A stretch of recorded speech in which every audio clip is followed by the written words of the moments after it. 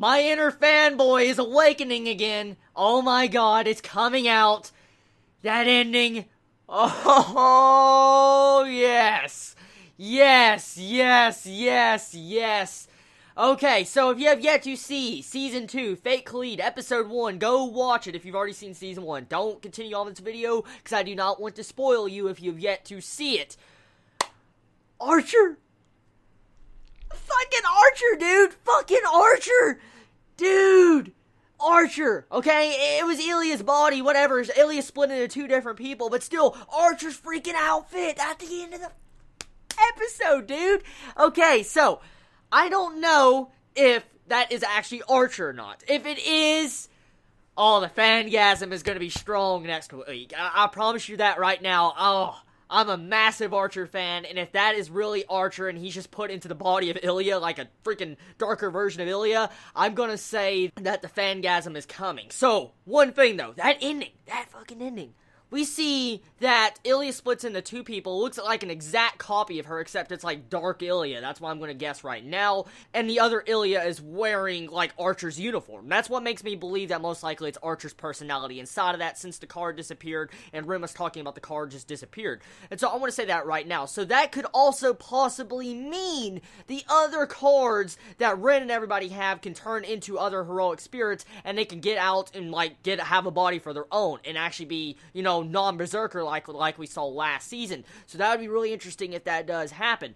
Now, overall, the major plot of this first episode really doesn't come out. It doesn't. Like, I don't really know the main plot, like what the plot is going to be focused on in the course of this Season 2 of Fate Kaleid.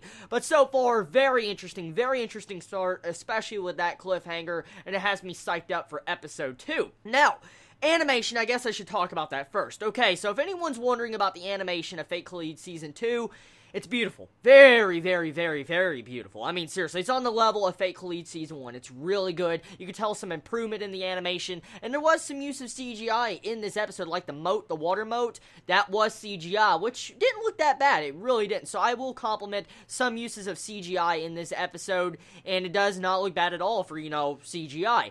Now, all in all, I love the beginning of this episode. Really, that entire way they did the beginning of this episode made me believe like they were doing it previously on, like, the final episode of Fate Kaleid, because on the last episode of Fate Kaleid, episode 10, we saw Miyu and we saw Illya about kissing. We pretty much saw them kissing. But in the beginning part of this episode, first episode, we see pretty much the same events happen, but Illya doesn't kiss Miyu, but she almost does, and then Miyu acts like she's wanting to kiss Illya.